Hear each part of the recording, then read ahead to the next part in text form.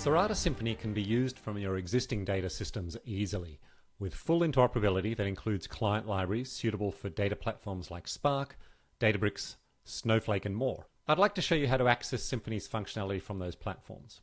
Like any other client, accessing Cirata Symphony from an external system requires a token for an API key, which lets you constrain what functionality is made available.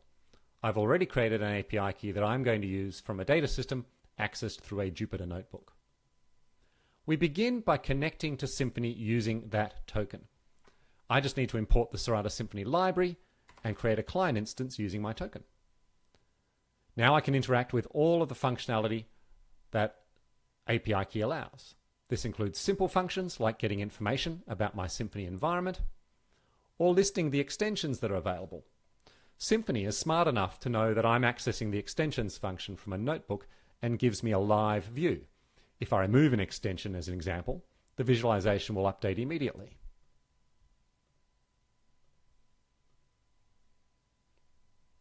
I can also interact with functionality from extensions themselves in a natural way. Here, I'm invoking an operation on the IceFlow extension to list the Apache Iceberg catalogs that are available. Extensions can provide whatever functionality they like, while Symphony exposes that for orchestration to data platforms like I'm showing you here, with fine-grained security, metrics, and more.